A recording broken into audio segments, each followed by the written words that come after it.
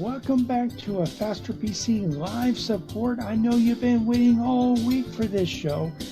Well, you don't have to wait any longer. Get excited. This time, this is exciting. We're actually going to be helping people resolve their computer problems. We may help you resolve your computer problems. So give us a call, 772-340-1590, 772-340-1590. Or you can head over to our Facebook or YouTube video. Either go to Facebook, search for a Faster PC. We have almost 23,000 likes. Go to YouTube. YouTube channel is kind of new, and we don't have as many likes over there, but get over there and you can watch the show there as well. Or you can head to our website at fasterpc.com. We have links to both our Facebook page and our YouTube channel where you can watch this show in its entirety. And you know what? If you're driving down the road, you're doing other things, you're not able to watch right now, you'll be able to watch the show in its entirety at your convenience. CNO can't hear us? After the show. Yeah, I can hear you, but CNO's not there yet, so be watching for him. If you have a computer question, okay. if you have a Oh, there they computer are. problem, if something's not Okay. working, now is your chance to Good get deal. your problem solved for free. Give us a call, 772 With 30 seconds to 340 spare. 1590, and let's see whether we can help you on this show resolve your computer problem. Also, we do have technicians that are standing There by they in are. the shop ready to resolve computer problems, and we'll be there today until 2, but you don't have to wait until then. Remember, computer problems? You need a faster PC. Yes, you do, and we are back ready to answer your computer and technical questions, ready to help you solve computer and technical problems as well. And hey, this is pretty exciting here, ready to answer and solve your computer problems. We did, by the way, last week and the week before, we talked a little bit about the dark web. And what is the dark web? And we also talked about how the dark web started. So you may want to watch, if you missed those shows, you may want to watch those shows. You can head to our website at fasterpc.com. On our website, we do have the links to both the YouTube and Facebook links. You can watch both of those.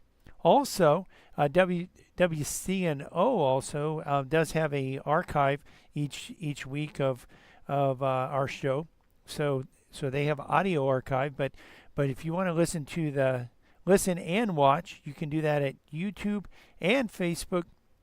And of course, we're here ready to answer your questions, ready to help you resolve your problems as well.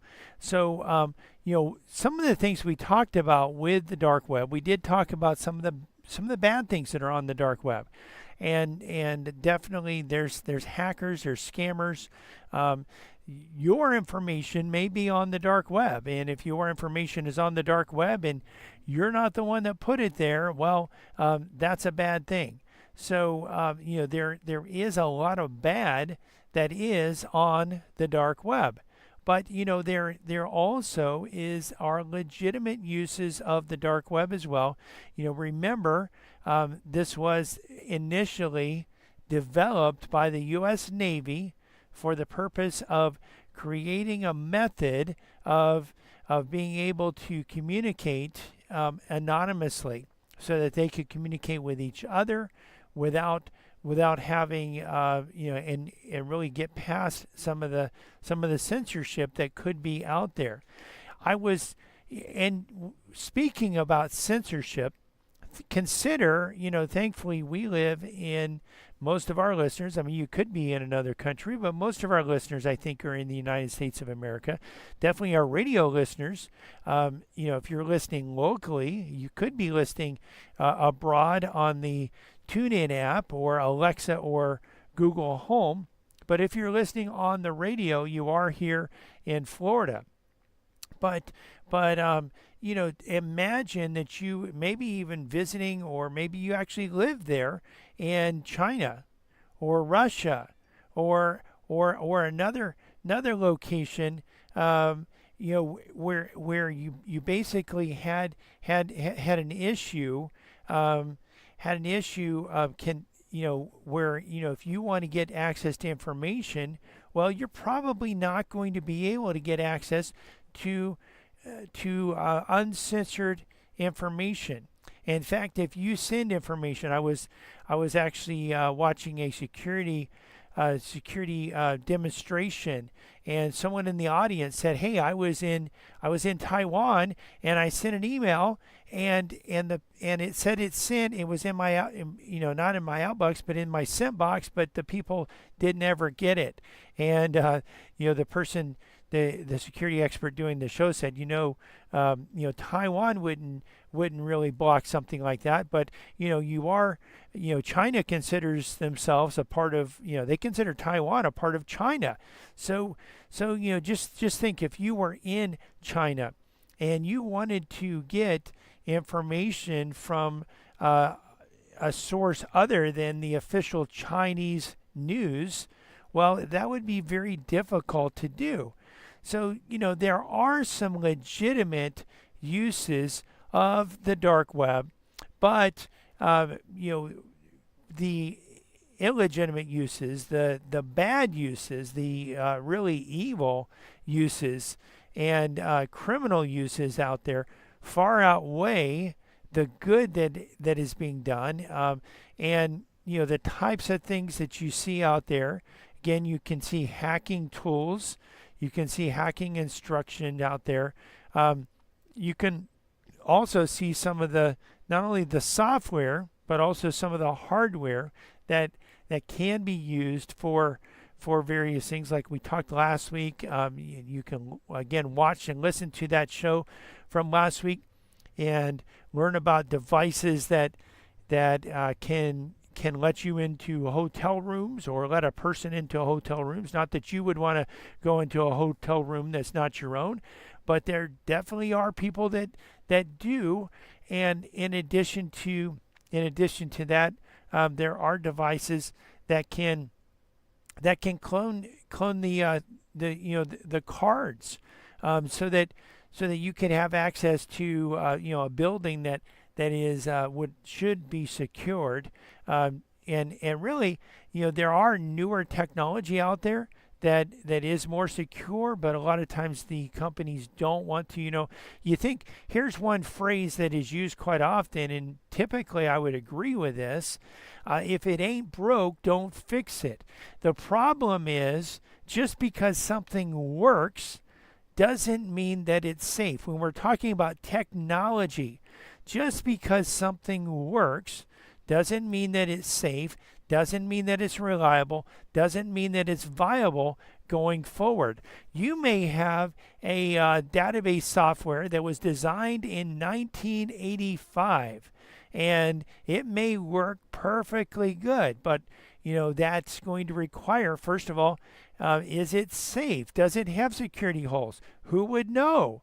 The fact that it's so old may make it more safe, but it may also, I'm sure there's security holes. If they, if they're known, they can be exploited. One of the big risks to using old software like that, though, is who is going to maintain it? Who is going to be your programmer?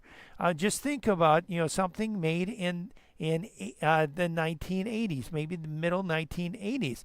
I mean, we're looking at quite a few years since then, almost 40 years since, let's say, 1985. So, if you're using software that's that old, how old would the programmer be? And what happens when the programmer dies? Do you have someone else that actually knows that? We had a situation where one of our clients actually was using software designed in the 1980s, and their IT person, we weren't their IT person then, but their IT person moved out of state and wasn't going to support them. Didn't have remote support capabilities, apparently, or didn't want to do this. Maybe, I know they went and they were, they got a job somewhere else. And so they weren't going to be their IT person. Well, we came in and we did support them. And we'd still support them to this day. But we had to learn a lot. There was, how do you get this program that's designed for DOS to run in a Windows environment? How do you get it to print? Because we didn't know. All we knew was what the client told us about what the previous tech had done. And I did speak to the previous tech, but frankly, he had no documentation, didn't remember how things were set up and how things were configured. So really, it was a lot of learning and a lot of expense, because the person that was maintaining it before was no longer available. We have another client that their IT person actually passed away. And so we had to come in, and they had no documentation really. They had limited documentation. They did have some usernames and passwords, but we had to come in really and build our own systems in some cases, just to replace the systems that were in place before. And so sometimes when you're looking at older technology, you got to think, well, just because it works, is it viable going forward? And then the other thing is it safe? Because there are things that work but are not safe, because there are security holes out there, and updating to newer technology that doesn't have those security holes, and software that is patched and updated on a regular basis can really enhance the security of a particular environment. And that's important, whether it's your own computer, a business computer, or a network. You're listening to a Faster PC radio here, heard every Saturday in the 10 o'clock hour right here on this station, and streamed live to our Facebook page.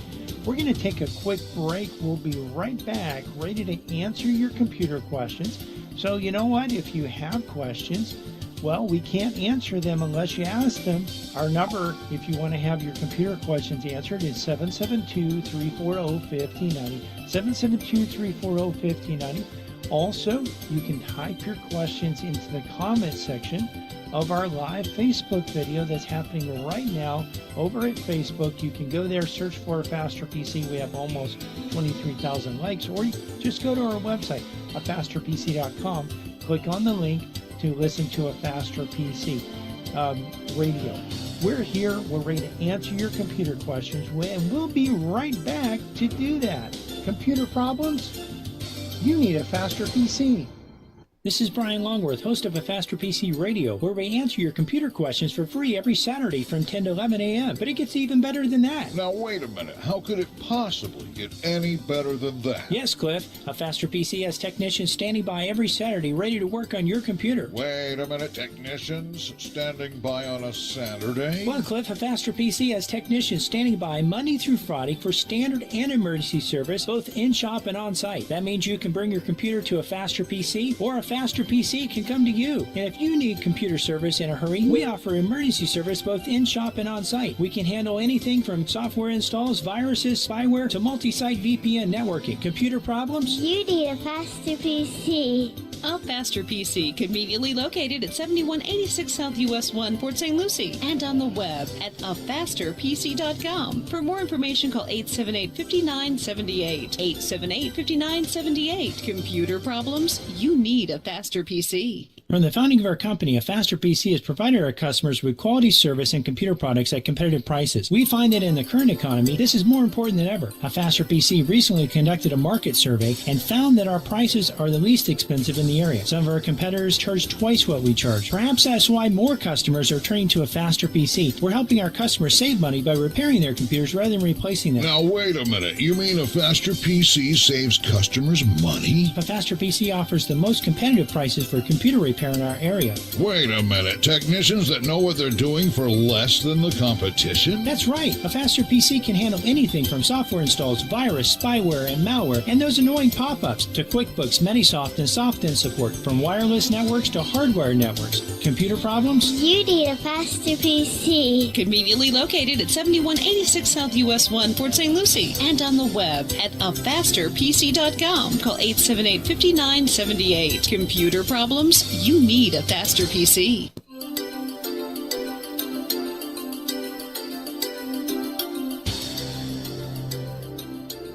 Welcome back to a Faster PC Radio. I know you've been waiting, a whole few minutes for the next segment of today's show.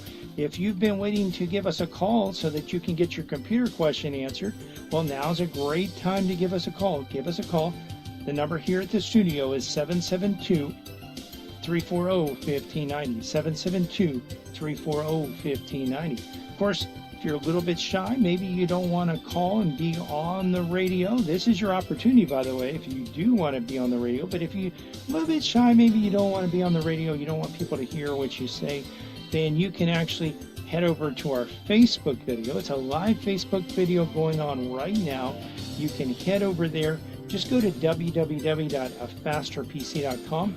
Click on the link to listen to a Faster PC Radio. That'll take you to our Facebook page. Or you can go to Facebook, search for a Faster PC.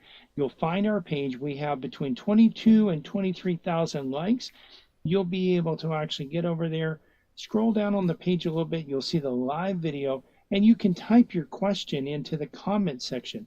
Now, your question doesn't have to be on what we've been talking about. It can be on any topic as long as it's computer related.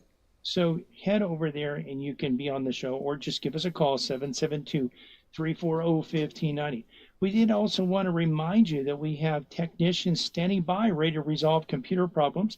Our number in the shop is 772-878-5978, and we are located at 7190 South US 1 in Port St. Lucie.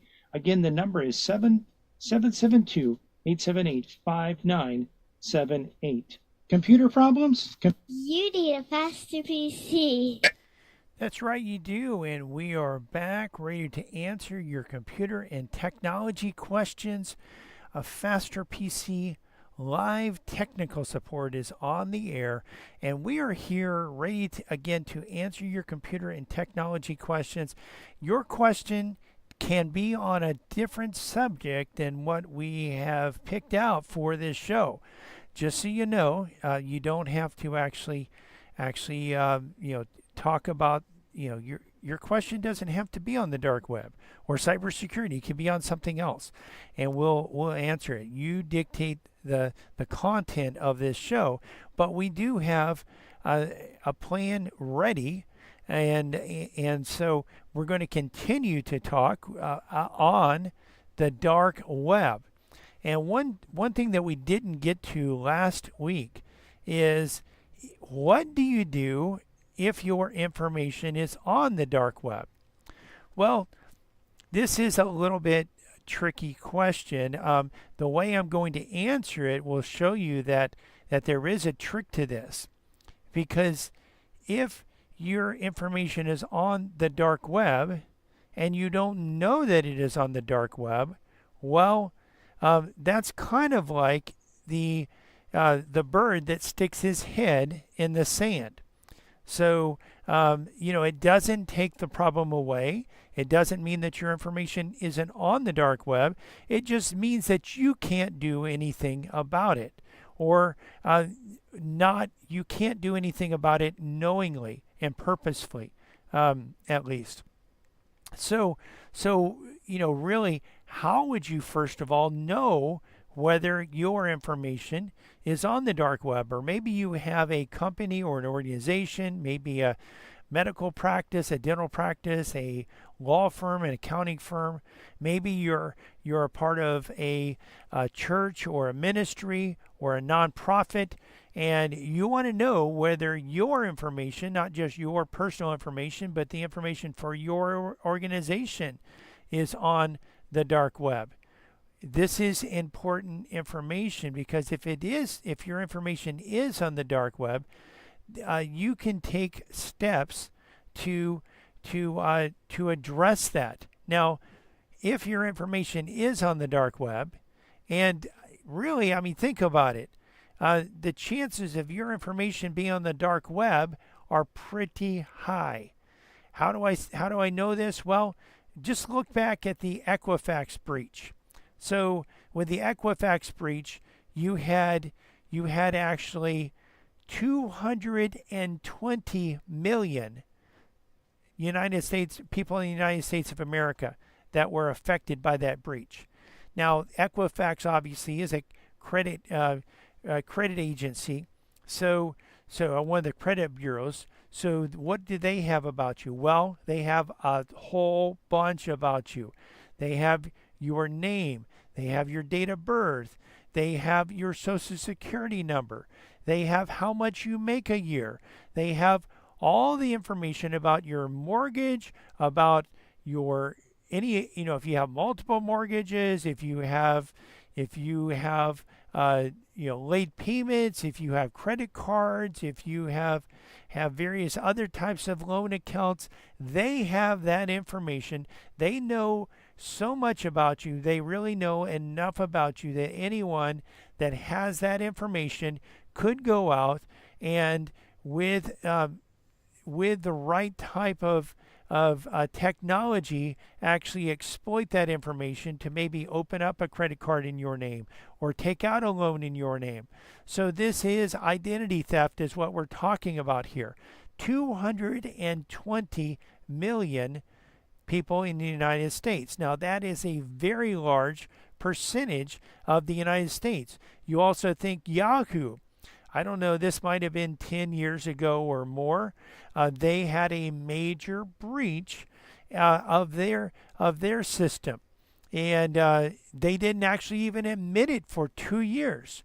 But if you had a Yahoo account at the time, your email address, and there's a very good chance that a portion of your password was compromised and is available on the dark web. Well, you also think about password management utilities. Well, what if you're out there and you, like many people, have a hard time remembering passwords? And we'll do a whole show or maybe a series of shows on this soon. But you're out there and you have a hard time remembering passwords. So what do? You sign up for a password management system, and what happens with this is you actually sign up with this password management system, and you trust them to keep your information safe and secure, and what you actually find is that the company that you signed up with actually is breached, and they're breached because they have a remote worker who's using a personal computer that has software that is working, like we were talking about in the last segment, is working. If it ain't broke, don't fix it, right? Well, this software had a security hole in it that was patched, I believe, about 75 versions ago at the time of the breach. The remote worker was either unaware of the security hole, or didn't care about patching it, or was too lazy to patch it, didn't think it was important because, hey, if it ain't broke, don't fix it, right? Well, again, when you're looking at software, when you're looking at hardware, what you're looking at is placing your computer, your network, your information, whatever that is, whether it's your personal, a home office, whether it's a business, a medical office, a nonprofit, whatever the case is, you have data that is important. In most cases, you have data that is important that should be protected. This person didn't protect their data. Hackers exploited that, got in, used his credentials to actually access and open up all the usernames and passwords in the vault of this company, and that was LastPass, and that information is now available on the dark web. There have been many other, you know of all the the various banks that have been breached. Some businesses that you do business with, there's a good chance that they have been breached. Some of those reported it like they're required to by law. Some of them did not report it. Some of them may have notified you like they're required to by law. Some of them may not have notified you, and they're in violation and really have put your data and your information at risk. So if your information is on the dark web, what can you do? Well, one person called me after last week's show and asked me about this, or they actually texted me about this, and they asked, what can I do? My husband's information is on the dark web, and what steps can I take? And first of all, you can't really get your information off of the dark web. There's no way that I know of to get your information off of the dark web. You might think, well, it kind of would be convenient if you could get your information off of the dark web. And you may have seen, I know there's some websites, not on the dark web, but on the regular internet, there's some websites out there that post mugshots. And what can happen sometimes is maybe someone is out, they're out with their friends, they have a few drinks, they don't believe that they're drunk or that they're intoxicated, and they believe that they're fine. And really, this is the way it happens. Most people, you have to be pretty far gone before you actually realize that you're impaired. Most people think that they're okay. And so you get in the car and you drive. It might just be driving, a quarter mile to a neighborhood store to buy a cup of coffee, maybe to try to wake you up a little bit or something like that. And you get pulled over and you get arrested. And then, this is embarrassing. Not only are you arrested, not only do you have to deal with the legal stuff, but then some website posts your picture, your mugshot to the internet. And that website offers to take your mugshot off of the internet if you pay them a certain amount of money. And so this is one of the ways that this website makes money. Well, to my knowledge, there's no program like that on the dark web. And if there was, even if there was, you're trusting criminals you would be trusting criminals with your data. So this is something that once your information is out there, there's nothing you can do about it being out there. You're not going to be able to, convince them to take it off. Hey, you can't call the police. You could call the police, but let me tell you something. These hackers are probably in Russia or China or Nigeria or another country that either sponsors this. They may actually even be working for the government, trying to hack into your system. State-sponsored hackers are some of the most really crafty and good at what they do, effective at getting into systems. Just recently, some of them hacked into Microsoft's servers and actually accessed email from various State Department email clients. And so, it's important that you realize that you're taking steps to protect yourself. But there are bad guys that are out there. Calling the police is not going to do it. They're not going to be operating in the United States of America. They're going to, like I said, they're going to be operating in a country that probably either encourages what they're doing or actually is sponsoring what they're doing. One of the ransomware groups out there has written software that will encrypt data on computers, and that's what we're talking about with ransomware. We're talking about encrypting data on your computer. What are we talking about with data? We're talking about pictures. We're talking about Word documents, Excel documents. We're talking about sometimes PDF documents, JPEG files, which are images. The last ransomware event that we addressed and that we remediated for a client, the program actually even encrypted EXE files, executable files. So Word would not load, Excel would not load, Outlook would not load. You had Firefox wouldn't load, Chrome wouldn't load.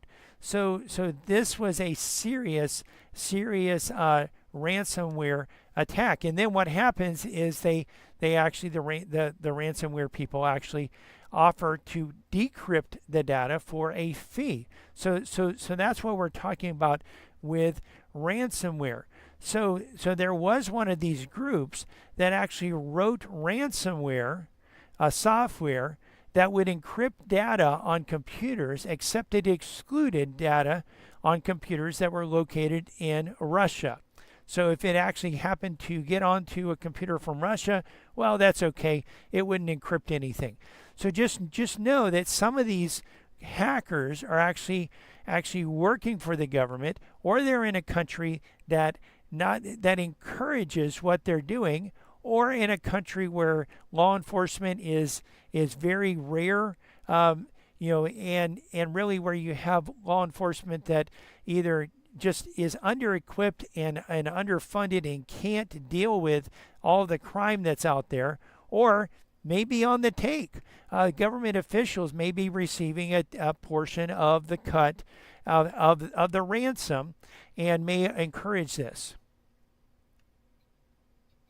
So that's what we're looking at there, is just having this out there and making sure that you're protecting yourself and making sure that you're protecting your computers and your network, because there are bad guys out there. So the really the most effective way to deal with this is just to stop and make sure that you hopefully don't get ransomed in the first place. But if your information is on the dark web, you're not going to be able to call them up. You're not going to be able to call the police. You're not going to be able to say, hey, you're not going to be able to file a lawsuit. The chances of you getting struck by lightning are greater than the chances of a hacker being prosecuted for what he or she is doing. That's the cold, hard facts. So don't look to the police to You're save listening you. to a Faster PC radio heard on this station every Saturday in the 10 o'clock hour. We're going to take a quick break, but we'll be right back for the final segment of today's show. Listen, if you want to get your computer questions answered and you haven't called in, now's your opportunity. In fact, this is your last opportunity coming up. 772-340-1590. 772-340-1590. You can also head over to our Facebook page, and you can actually, from the Facebook page, you can type your computer questions into the comment section of the live video, and we'll cover them on today's show. But you know what? You've got to get over there right now, or give us a call, 772-340-1590, so we can answer your computer questions. Computer problems? You need a Faster PC. A Faster PC has been here, and as Florida begins to open for business, The Faster PC. will remain open to repair computers 9 to 5 Monday through Friday and 9 to 2 Saturdays. We offer curbside drop-off and pickup and on-site service where a Faster PC can come to you. And we can fix many computer problems remotely without requiring any in-person contact. A Faster PC is also working to help our customers set up remote access so that employees can continue to work and be productive from home. Computer problems? You need a Faster PC. A Faster PC is conveniently located at 7190 South US 1 next to the new Dollar General in Port St. Lucie, and on the web at www.afasterpc.com. that's www.afasterpc.com. For more information, call 878-5978. Again, that's 772-878-5978. Even in times like these, when you have computer problems, You need a Faster PC. This is Brian Longworth, host of A Faster PC Radio, where we answer your computer questions for free every Saturday from 10 to 11 a.m. But it gets even better than that. Now, wait a minute. How could it possibly get any better than that? Yes, Cliff. A Faster PC has technicians standing by every Saturday ready to work on your computer. Wait a minute. Technicians standing by on a Saturday? Well, Cliff, A Faster PC has technicians standing by Monday through Friday for standard and emergency service, both in-shop and on-site. That means you can bring your computer to A Faster PC or A Faster PC can come to you. And if you need computer service in a hurry, we offer emergency service both in-shop and on-site. We can handle anything from software installs, viruses, spyware, to multi-site VPN networking. Computer problems? You need a faster PC. A Faster PC, conveniently located at 7186 South US 1, Port St. Lucie, and on the web at afasterpc.com. For more information, call 878-5978. 878-5978. Computer problems? You need a Faster PC. Welcome back to A Faster PC Radio. This is the last segment of today's show. We'd love to answer your computer questions, but if you don't call, we can't answer. Give us a call. The number to have your computer question answered is 772-340-1590,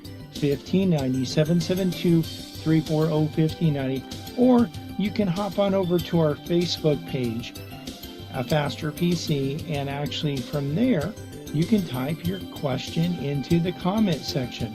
So again, just a few more minutes to answer your questions. We did want to remind you also that not only can you ask your questions at the Facebook page or by calling 772-340-1590, but you can also watch the video as well. So some of the questions that I'm answering, as I answer those questions, I'll be able actually to show you the steps that you go through to resolve computer problems. And if you're not where you can watch it right now, that's fine.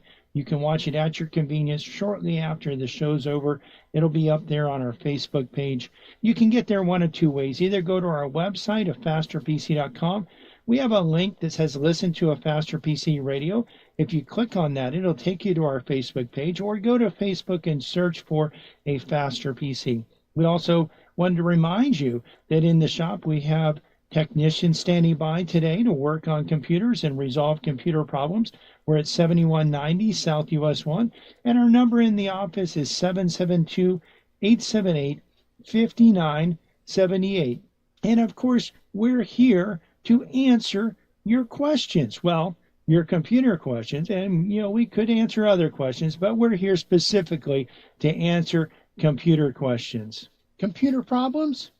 You need a faster PC. Yes, you do, and we are back ready to answer your computer questions, ready to help you resolve your computer and technology issues as well. One of the things that we've been talking about again is the dark web, and we've talked about what if your information is on the dark web, but we haven't really specifically talked about how you can find out if your information is on the dark web. And the way you would find out is you would need to do a dark web scan, or have someone do a dark web scan for you. Have a company do one of these for you. There are various companies that provide services for this. We at A Faster PC can perform. We do perform dark web scans. We also, one of the things that we do for businesses, we could do it for private individuals as well, is we can perform dark web scan monitoring, dark web monitoring, which actually monitors what is going on, whether your information is on the dark web, so that if something does pop up, as soon as it pops up, as soon as it's out there, or fairly soon after that, you actually know about this, and you can actually address it and make changes. So you don't want to just stick your head in the sand and pretend that it's not there. It doesn't help to, it might help you not to worry about it, but it's not going to help you to take, what really is necessary is for you to take proactive steps, for you to take steps to address the situation. So, we already mentioned that if your information is on the dark web, you're not going to take it off. You're not going to be able to go and say, hey, I'm going to call the police, and the police are going to go and knock on the door of the bad guys, and the bad guys are going to be arrested, and the judge is going to make them take off this information off the dark web, or I'm going to sue them, and good luck with that. What are you going to do? Get a lawyer in Russia, get a lawyer in China, get a lawyer in Nigeria? It's not going to happen. You can't, this isn't something where you can address this in the courts or you can expect a just legal system to be on the side of the victim and to actually bring about justice for the victim. It's not going to happen in this case. So if your information is out there, it is out there. So, if it's your Social Security number, well, you can't go out and get a new Social Security number. You're stuck with that, unless you go to the government and you're a witness and they put you into a witness protection plan. They might be able to give you another Social Security number, but typically that's not going to happen for most people.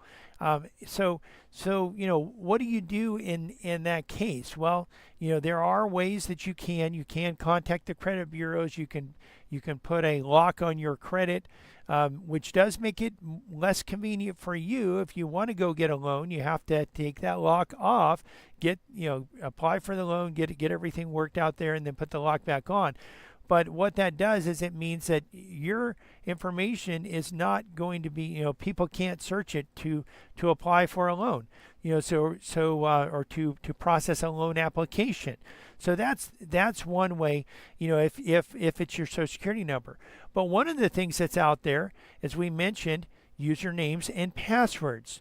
And particularly, it could be an email account and your password, or part of your password, is in the case with the people that were hacked with their accounts were hacked with Yahoo.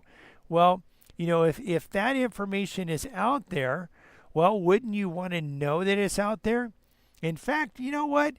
We know that there's some people out there. I know that there's some of you listening right now even that use the same password for every website that you go to.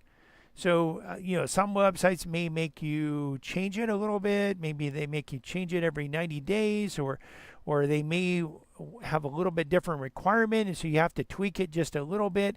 But for the most part, some of you, if you could get away with it, you would have the same password at every single website, and because it's difficult to remember these passwords. But what you need to realize, if that password is on the dark web, well, your information is not very safe out there. So what you want to do is know that it's on the dark web.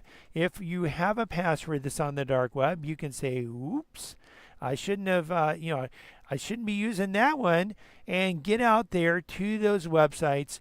Go there and change your passwords. Change your username if you can. If it's an email address, you may want to keep the same email address, but you may be able to change it. I recently changed my email address, and my old email address still forwards to my new email address, but I did that just to make it more difficult for someone to try to hack into my account. The email address that I advertise with our business for our customers to use is not the email address that I would go and log into the server with. So it just helps protect. It helps make it so that your email is just more secure, a little bit more secure than what it was, what it would have been with the old one. That, especially if it's out there, if that information is out there on the dark web. And again, if a password is out there, well, just think, where did I use that password? If you have written record of where you've used that password, write that, go to those websites and change that password so that you're making sure that, because again, this information is out there. Criminals are out there and can access this information. Your information, if it's on the dark web, is being bought and sold. So the hackers that stole it that may have hacked into to your bank account, or to your bank's website, may have hacked into Equifax, may have hacked into Yahoo or to another email provider, and so they have your username and your password, and they're putting it out there. Well, they're not putting it out there for free, they're putting it out there for sale. And so they're actually making money off of your information.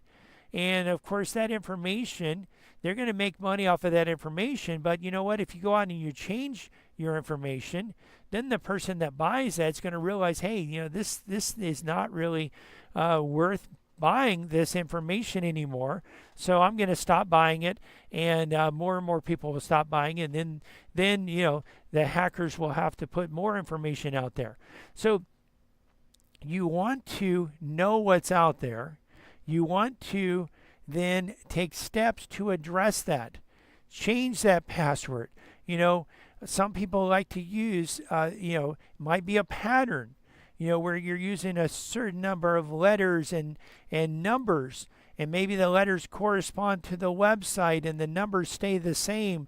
And so, and you use that pattern for each website that you go to.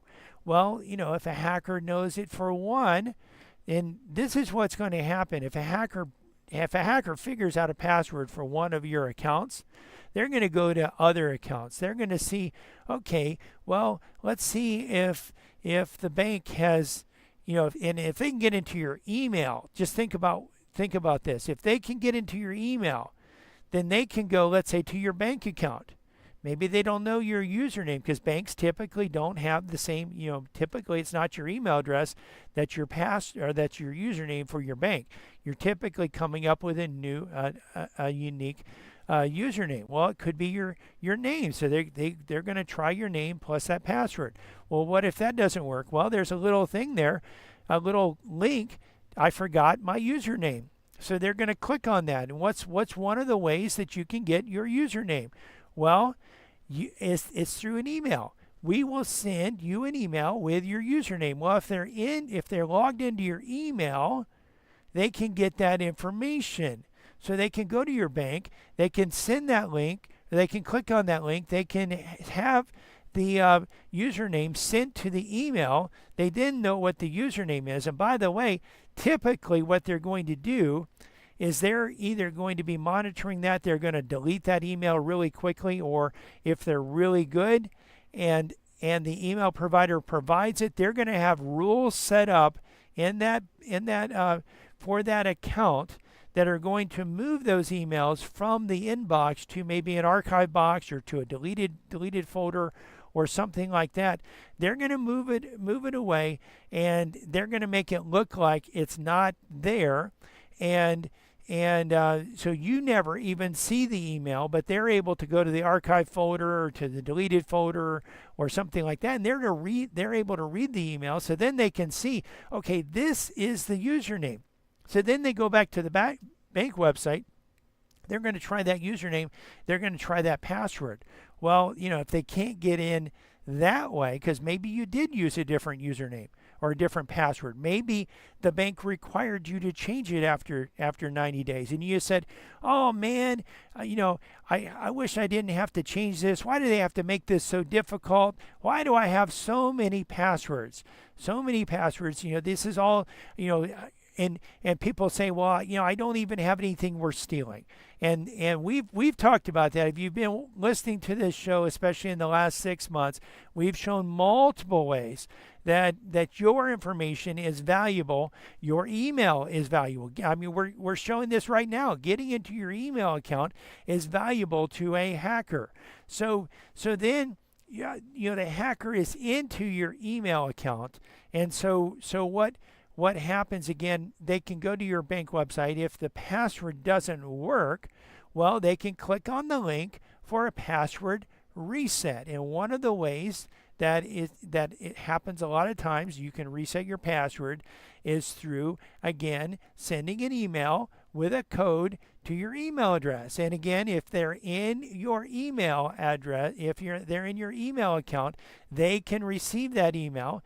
And again, they can set up rules so that you don't even receive that email, but they see the email, and they may even just forward all of the emails to them and just permanently delete all the emails after that happens. And so they get the email at another email address. They say, okay, here's the link. Let's click on the link. Let's change the password. Now they're into your bank account, and they can do some real damage in your bank account. They can set up ACH transfers. They can do transfers to their bank, and you might think, well, hey, my bank's going to protect me on this. Not necessarily, because the thing is, your bank realizes, hey, we have this this money. If the money goes out to a bank in another country, they're not going to be able to come back to that bank and say, hey, listen, give us the money back. And if the money has gone to a bank in another country and then it's been withdrawn and transferred into another bank, or maybe put, just taken out of the bank altogether, well, you have no recourse there. So the issue here is to, again, be going out there, finding out what is on the dark web, changing those usernames and passwords that are there, and making sure that anything that is out there on the dark web that is not being used by you at any websites right now currently. So you can change this. We can help you. Our number is 772-878-5978. And we're coming to the end of today's show, but if you've missed any part of this show, or just want to listen to it again or watch it again, because you can do that at our Facebook page and YouTube channel. You can not only hear the show, but also see the show. And when we've described and shown you how to resolve computer problems, you can actually see that and watch it over and over again at our Facebook page or our YouTube channel. You can get there by going to our website at fasterpc.com and clicking on the links. We're open today until 2 p.m. Monday through Friday, we're open from 9 to 5, and next Saturday, we'll be open from 9 to 2. We want to invite you to listen to our church radio show tomorrow morning at 10 a.m. here on WPSL. The title to tomorrow's sermon is, Why Won't Pro-Life Advocates and Christians Work as Diligently to Protect Life as Pro-Abortion Advocates Do to Destroy Life? Part 3. You can listen to other sermons on our church website, covenanttabernacle.com, or our church Facebook page, Covenant Tabernacle World Outreach Center. You can find a Faster PC's Facebook page and YouTube channel by searching for a Faster PC on Facebook and YouTube, or by going to our website and clicking on the links. While there, you can actually watch the show, not only hear the show, but also watch the show and see the steps that we go through to actually resolve computer problems.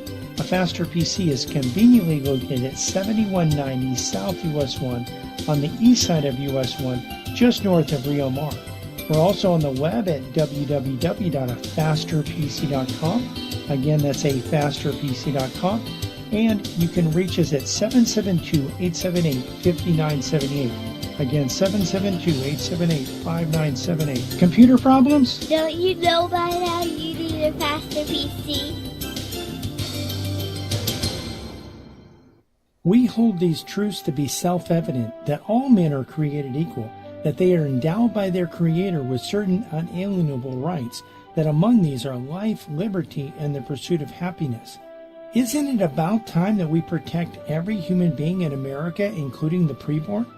Go to personhoodflorida.com today to sign the Human Life Protection Amendment to establish liberty and justice for all. Again, that's personhoodflorida.com. This is WPSL Port St. Lucie.